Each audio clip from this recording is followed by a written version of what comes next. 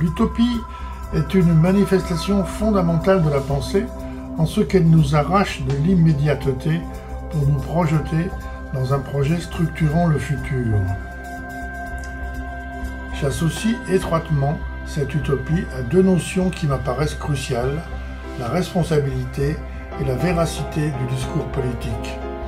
Je pense que la défiance quasi généralisée à l'égard de la classe politique d'aujourd'hui est en partie le résultat d'une propension des politiques à se contenter de chimères. Je prétends qu'il y a des utopies qui ne sont pas des chimères et qu'elles sont nécessaires à la vie politique. Paradoxalement, je dirais qu'il faut de l'utopie pour que les politiques soient crédibles, mais il faut aussi que les citoyens sachent que leurs propositions sont plausibles. C'est une nouvelle manière de concevoir et de faire de la politique.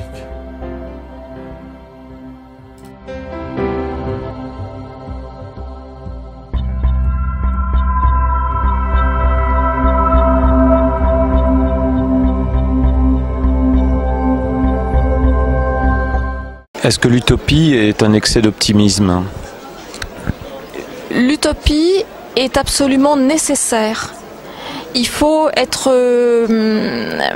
Moi, malheureusement, j'aurais tendance à être comme Claude Lévi-Strauss et à dire c'est un monde que je n'aime pas. Lui était fondamentalement misanthrope et pessimiste, c'est mon cas. Mais je reconnais que les gens qui font bouger les choses, qui font bouger les lignes, ont besoin de l'utopie et de se dire, justement parce que ça paraît impossible, moi je vais réussir. Donc l'utopie, c'est la force c'est la quête du Graal, c'est la conviction, c'est le moteur et je pense que l'utopie est une excellente chose. Sans l'utopie, il n'y aurait pas eu la création de l'ONU. Sans l'utopie, il n'y aurait pas eu la contraception. Sans l'utopie, il n'y aurait pas eu toutes les grandes avancées et même la science. Forcément, un scientifique a besoin de l'utopie, c'est-à-dire la première personne qui s'est dit non, la Terre n'est pas plate, elle est ronde, eh bien, il a versé dans l'utopie. Ça c'est une belle question. Une utopie, waouh, il y en a tellement. Enfin, putain. Plus d'humour, plus de... c'est pas une utopie. Ouais, c'est vrai que les choses soient plus légères, que les rapports entre les gens soient plus simples. Mais enfin, ça, c'est un peu naïf et je sais pas. Oui, des choses plus transparentes. Oui, j'aime bien la transparence. Voilà. La question des utopies est une question extrêmement présente dans la pensée des écologistes. Moi, j'ai eu à lutter très longtemps contre mes rêves et mes ambitions pour l'humanité au sens large, avant d'accepter de prendre des responsabilités. Mais je pense qu'on est à un moment dans la société dans laquelle il faut construire le monde réel derrière son idéalisme. Donc mes utopies restent entières. C'est-à-dire que pour moi l'écologie est et reste la seule solution solidaire au XXIe siècle. La fraternité du XXIe siècle, les solidarités que nous avons portées à travers l'histoire, l'émancipation humaine, le rapport à la nature sont les vecteurs du monde viable d'aujourd'hui, mais surtout de demain. Donc, à un moment, je suis sorti de mes rêves pour essayer de construire. Je pense que ce qui fait la force de l'utopie, c'est justement que ce soit un objectif un peu immatériel qu'on a tous envie d'atteindre, sans pour autant que ce soit formidable s'il était atteint. Donc, je sais pas, ça me fait penser aux 68 arts qui rêvaient de renverser le capitalisme et de faire la révolution. Et in fine, leur révolution et leur utopie, ils l'ont réalisée, mais sans vraiment arriver à leur but ultime. Voilà, donc en soi, elle est réalisable et heureusement, et en même temps, heureusement qu'elle ne l'est pas. Voilà. Non seulement il y a une utopie qui est plausible, mais elle est nécessaire. Et l'utopie nous sert à avancer. Là, je voudrais reprendre la très belle parole de ce poète écrivain uruguayen sur l'utopie qui est formidable. Il dit, Eduardo Galeano, il dit l'utopie on fait 10 pas, elle fait 20 pas en avant. On fait encore 10 pas, elle fait de nouveau 20 pas. Elle sert à ça l'utopie, elle sert à nous faire avancer. On dit que l'utopie c'est pas réalisable, alors que finalement on sait bien que parfois peu de gens très décidés, avec un désir un petit peu comme ça, un peu affirmé, ça peut changer les choses et que en effet on peut penser que un petit groupe de gens qui se décident, effectivement toi on parlait du nucléaire, de porter ça haut et fort, que ça soit entendu au niveau de la société et ça peut changer les choses. Moi je voudrais éliminer y a un truc qui me traumatise, je sais pas pourquoi, c'est lié à la mer, c'est cette histoire d'océan de plastique là dans le Pacifique. Donc je voudrais le faire disparaître celui-là. Et puis sauver un peu les océans, je pense aussi à tout ce qui est déversé là après Fukushima, ça m'inquiète pour l'avenir. Donc voilà, rendre propre les océans, plus de plastique, plus de radioactivité. J'aimerais faire une enquête, et d'ailleurs je vais faire cette enquête, pour savoir combien de personnes arrivent à imaginer vraiment que nous vivons sur une planète. Est-ce que tu penses que nous avons tous conscience de vivre sur la même planète? Non, pas du tout. Pas du tout. Je crois que c'est une idée nouvelle. Je crois que c'est la formation de l'idée nationale qui prévaut et que la conscience de vivre sur une même planète est une idée assez récente. Pour la planète, qu'elle ait un avenir. Et pour l'avenir, qu'il ait une planète. Alors ça peut apparaître un jeu de mots, ça ne l'est pas. Je pense qu'on est face à des défis pour la planète qui sont des défis qui mettent en cause pas l'avenir de la planète, mais en tout cas l'avenir de l'humanité sur la planète. Et que donc, que ce soit la transformation complète des conditions de vie au travers de la crise climatique, au travers de la crise de la biodiversité, au travers de l'épuisement des ressources, au travers de tout ça, et que ce soit aussi du point de vue de l'humanité elle-même, sa capacité à gérer des situations difficiles et à ne pas sombrer dans des conflits qui mettent en cause l'existence de l'espèce humaine. Nous sommes un peu éparses, nous sommes très éparses. L'univers, enfin la planète est grande et à la fois petite. Et petite parce que, bon, évidemment, on avait l'impression de la grandeur bien avant peut-être l'avènement des nouvelles technologies, parce que à l'époque, quitter d'un continent à l'autre, il fallait avoir les moyens, il fallait pouvoir se payer l'avion, c'était plus compliqué, et donc on s'écrivait plus avec les lettres, c'était pas les SMS d'aujourd'hui, donc on attendait la lettre, donc ça donnait vraiment une impression d'une planète immense, grande, qui va à l'infini. Je pense que c'est une chose, c'est essentiel, en tout cas dans l'engagement qui est le mien. Il y a ce truc là, cette idée qu'on est en but, on est dans un monde d'hyper-communication et on est en but à des forces financières très fortes qui concentrent les moyens de communication. Et un parti comme le nôtre, un mouvement comme le nôtre, doit se donner ses propres moyens et sa propre éducation à la communication et aux technologies. Moi, ça fait très longtemps que j'utilise les nouvelles technologies. C'est un moyen, c'est un instrument d'émancipation, c'est un instrument de libération, incroyable. Et il faut qu'on le transmette au peuple de l'écologie, comme on dit. Il faut qu'ils puissent se les approprier, qu'ils soient, parce que ça fait partie de notre ADN, de nous donner nos propres moyens d'émancipation. C'est vraiment un truc d'écolo. Le pari qu'on fait, nous, c'est qu'en formant les militants à pouvoir eux-mêmes monter un petit film, faire du son, ou produire un tract tout simplement, ou un site web, ou un blog, on pollinisera, comme on dit chez les écolos. C'est un mot que Cohn-Bendit nous a ramené, qui est un peu un néologisme, qui veut dire qu'à la manière des abeilles, on va faire passer l'écologie comme ça d'un voisinage à un autre. Et ben pour ça il faut de la médiation, pour ça il faut une maîtrise, de nos moyens de communication. Alors ça passe par l'oral, ça passe par l'écrit, ça passe par tout ce qu'on veut. Mais voilà, alors ça c'est une des utopies très concrètes en fait. Et je fais ça aussi à l'école. Avec les instits, la plupart des instits ils sont comme n'importe qui, hein. Ils ne savent pas se servir d'une caméra, ils ne savent pas prendre du son. Et je le fais aussi là, à l'école. Je fais un atelier son avec les gamins de mon école pour leur faire comprendre comment ça marche, on leur fait faire de la vidéo. Parce que l'école peut être un instrument d'émancipation pour autant qu'on forme les instits à être des émancipateurs et qu'on les libère en fait de la contrainte technologique. C'est ça qui est compliqué. C'est que la technologie est d'abord une contrainte avant d'être une libération. Donc il faut former les gens pour qu'ils se libèrent de la contrainte technologique et qu'ils puissent à leur tour former des gens qui vont se libérer de la contrainte technologique, etc. etc. Moi, ce serait quand même que l'école réduise les inégalités et qu'on soit tous...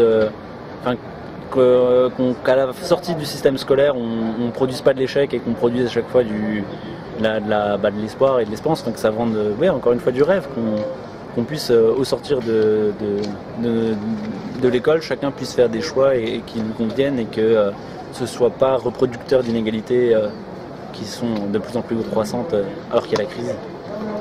Voilà, ce serait sympa. Je pense qu'il faut avoir une genre d'éducation, peut-être donc encadrer les parents, hein, de travail un peu plus profond, parce que comme ça dérape tellement en ces moments, donc moi, ma vision de voir les choses, donc ça démarre au niveau des familles, les parents d'abord, parce que c'est les parents la base de tout, l'éducation des parents.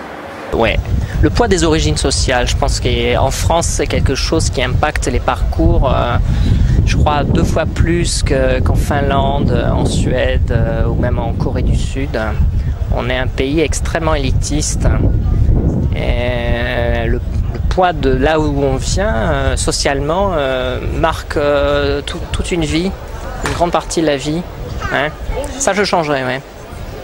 Moi, je dirais qu'il y en a une qui est horrible, c'est de voir des enfants mourir de faim. Alors que donc avec des parties infimes des capitaux qui existent, des mouvements de capitaux, on pourrait faire en sorte que tout le monde puisse manger à sa faim, boire à sa soif. Et ça donc ce serait une grande avancée pour toute l'humanité. Alors, une utopie plausible. Est-ce qu'une utopie est plausible déjà pour la planète ? Alors moi je dirais, je penserais à l'humain, à l'homme qui habite la planète. Hein. Et mon utopie plausible serait de plus avoir, dans le cadre de mon activité, des activités de plein de gens qui travaillent dans des mairies, de plus avoir au fin fond du couloir des gens qui attendent, qui passent la journée parce qu'ils ne savent pas où dormir le soir. Alors pour la planète, donc pour ceux qui habitent cette planète, que chacun puisse avoir un logement digne. Dans ton domaine d'activité, y a-t-il une utopie que tu aurais aimé voir se réaliser? Pouvoir construire des logements sans manger des terres agricoles. Si on n'est pas un peu utopiste dans la vie, j'aimerais que le revenu de base ne soit plus une utopie. L'utopie au quotidien dans mon domaine d'activité qui est l'économie sociale et solidaire, c'est quand même de transformer l'économie, de transformer la vie au quotidien. Et donc ça passe beaucoup par les circuits courts, par la logique de solidarité qui est inscrite dans chaque activité qu'on développe au quotidien. Donc évidemment beaucoup sont sur l'alimentation, le maraîchage, le jardinage, ce genre de choses. Et puis il y a des choses aussi différentes sur les services à la personne, sur la culture, sur... voilà, les activités de soutien collectif dans une population, mais qui sont faites avec une logique de solidarité, qui crée une nouvelle économie. Et ça, c'est une utopie très réaliste, mais pour nous, en tout cas, pas pour la grande économie mondiale qui s'est fourvoyée, mais pour nous, c'est vraiment quelque chose qui est très concret, qui est très réaliste et en même temps qui fait rêver, donc qui est du domaine de l'utopie. En soi, je suis fortement investi sur changer notre modèle. Aujourd'hui, on a un modèle qu'on appelle l'économie linéaire, qui n'a que 150 ans dans l'histoire de l'humanité. C'est depuis la révolution industrielle, on prélève des ressources, souvent sous une forme de colonialisme dans les autres continents, On les transforme, on les consomme, on les jette. L'hyperconsommation. Il faut revenir à quelque chose qui fait sens et qui, par rapport à ce que nous sommes des habitants d'une planète. Et c'est l'économie circulaire qui met au cœur de notre façon de vivre, au cœur de notre façon de nous développer, les ressources rares, qui permet de repenser la façon d'aborder la consommation quotidienne, ne plus être sur l'idée d'acquisition d'un bien, mais plutôt de payer juste le service.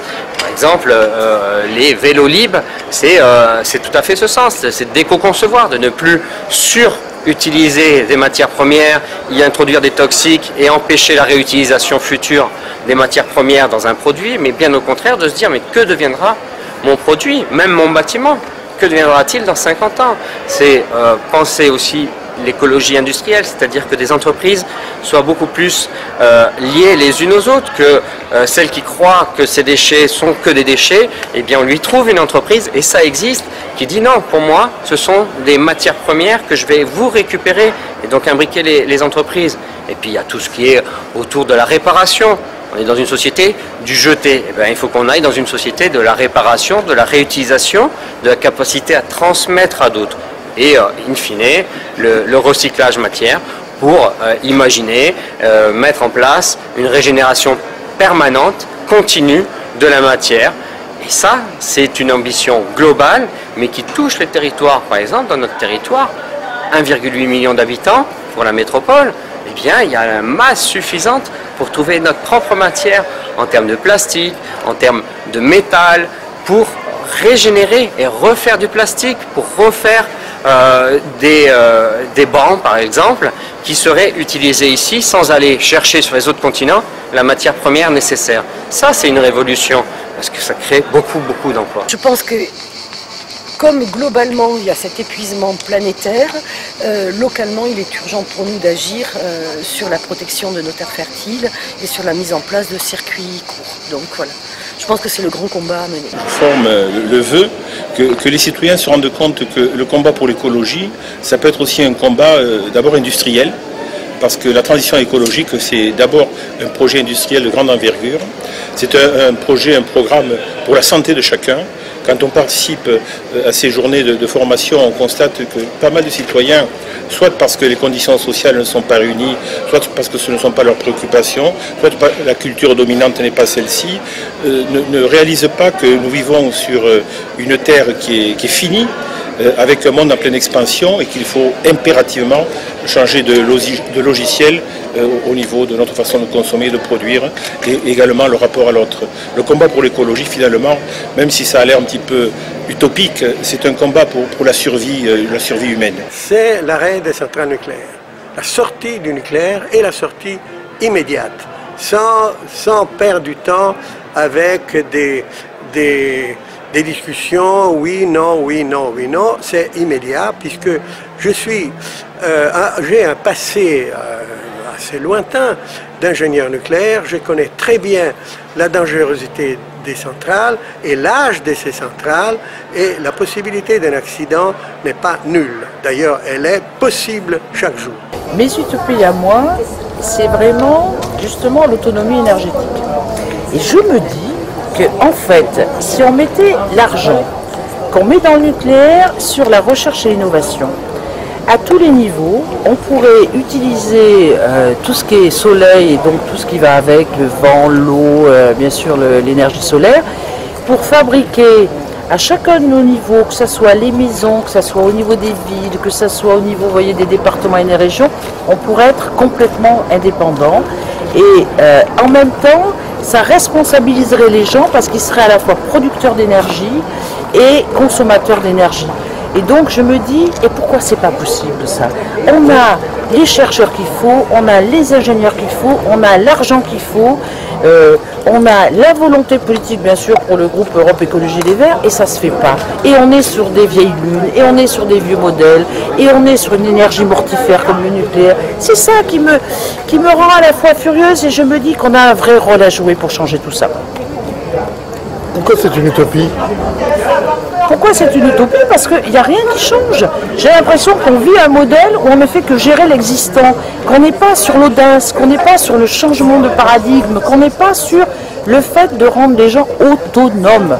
Autonome, ça veut dire que moi je suis un individu avec ma famille, avec ma communauté, et que je construis à la fois pour bien vivre ensemble, mais à la fois pour protéger la planète. On est sur un système, pour moi, qui est complètement obsolète, qui nous amène au mur, et on dirait qu'il y a des forces occultes qui ne veulent pas que ça change. C'est pour ça que c'est une utopie. C'est pas droite-gauche, c'est pas lié à ça? Ça n'a rien à voir avec droite-gauche. Ça n'a rien à voir avec ça. C'est un problème culturel, c'est un problème de volonté, et c'est un problème même de comment on considère l'autre, comment on considère l'endroit où on vit, et comment on considère justement ces rapports nord-sud, cette solidarité internationale. Et on est encore des colonisateurs. Ma préoccupation, c'est les combats sur la santé et l'environnement. C'est-à-dire en quoi l'environnement est aujourd'hui destructeur de notre santé.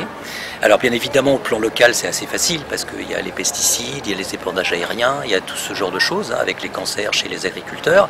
Mais c'est pas seulement ça, c'est aussi le bisphénol. Et c'est vrai que pour moi, je fais beaucoup d'interventions publiques, non seulement en Midi-Pyrénées, mais également sur l'ensemble de la France, sur ces questions de santé-environnement. On supprime l'idée de Notre-Dame-des-Landes et on fait des termes biologiques à la place, et on fait de l'agriculture biologique de proximité à la place. Les algues vertes faciles, on donne aux porcs des conditions de vie humaines, c'est-à-dire qu'on les entasse pas n'importe comment, on les fait vivre comme des animaux normaux, comme nous quoi. Comme nous on est des animaux, on vit bien, et on fait vivre les porcs normaux et on n'aura pas d'algues vertes et on n'aura pas de problème. À La Roche-sur-Yon, oui, ce qui me préoccupe, c'est l'accueil des immigrés, parce que visiblement, La Roche-sur-Yon, c'est un endroit où les immigrés viennent beaucoup. Enfin, je suppose qu'on doit faire partie, par le bouche à oreille, ils doivent se dire que chez nous, ça se passe encore pas trop mal. Sauf que là, ça devient infernal pour eux et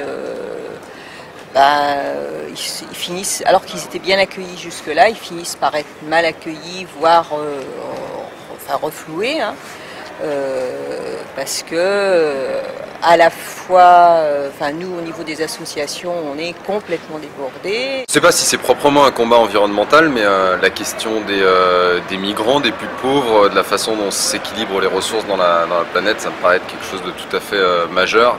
Et pour être franc, j'ai du mal à comprendre comment un pays dit aussi puissant, important et riche que la France se sent menacé par quelques dizaines de milliers de personnes qui pour le coup ne viennent pas menacer les grands capitaux, les grands équilibres de notre pays. Mon principal combat, c'est de faire une ville lente, une ville qui permette à tous, y compris les enfants, les personnes âgées, les handicapés, de vivre dans un environnement qui soit tranquille pour eux, qui soit sécurisé pour eux.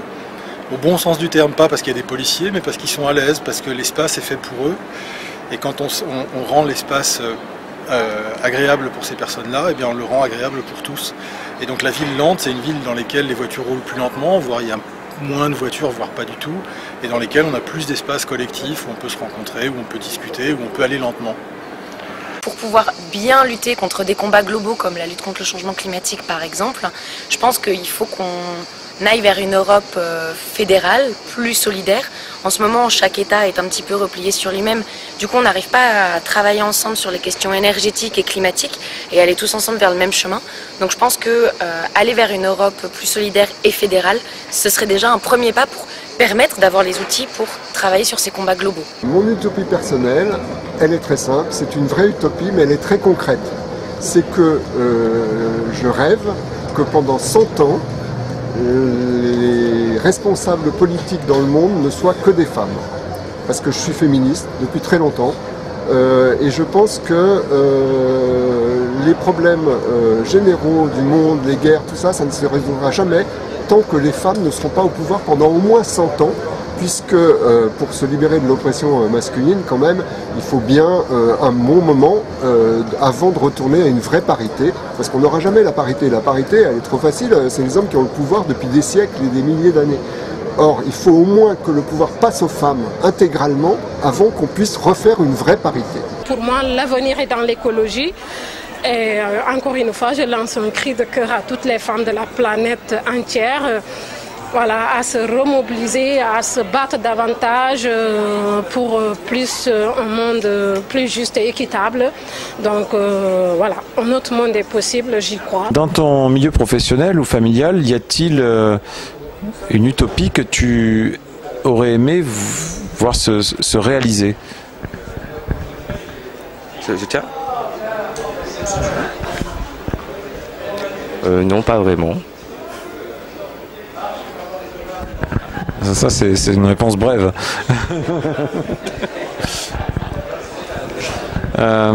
Pour l'avenir de la planète ou de l'humanité, y a-t-il selon toi un rêve réalisable? Je ne sais pas vraiment. Merci, c'est super. Tu fais quoi comme métier? En ce moment, j'ai repris les études, donc je vais travailler en banque. Donc sinon, avant, j'étais plutôt dans le commerce. Et donc on n'est pas trop tourné vers l'écolo. Et moi, dans ma famille et dans le boulot, on est plus poussé vers le capitalisme qu'autre chose. Quel est l'idéal du capitalisme? C'est faire le maximum de fric et payer moins d'impôts. Dans ta vie amicale, familiale, professionnelle, est-ce qu'il y a une utopie que tu aimerais voir se réaliser? Oui, j'aimerais bien rajeunir. Et oui, mais parce que nous, ouais, attends, Pourquoi? Eh bien parce que je trouve que c'est la seule véritable non-liberté qu'on a. C'est celle de pouvoir tomber malade, de vieillir, de mourir. Que toutes les autres libertés, dans le fond, c'est des choix personnels.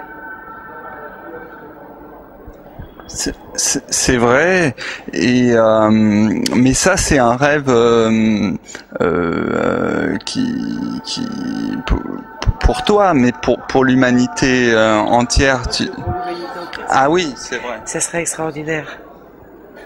C'est vrai. Mais est-ce que c'est plausible? Est-ce que c'est pour toi? Tu voudrais une utopie réaliste? Bah oui, parce que notre sujet c'était l'utopie réalisable sur. Le problème, moi j'ai réalisé pas mal de rêves, j'ai fait pas mal de choses. J'ai fait beaucoup ce que j'ai voulu. Maintenant pour l'humanité, j'ai pas fait autant que ce que je voudrais, c'est sûr. Mais je fais ce que je peux. Un exemple extraordinaire de ce que pourrait devenir le 22e siècle, à savoir la rareté, c'est-à-dire des multinationales qui toutes veulent s'accaparer un minerai rare. Ce minerai, quel est-il? Il s'appelle le coltan.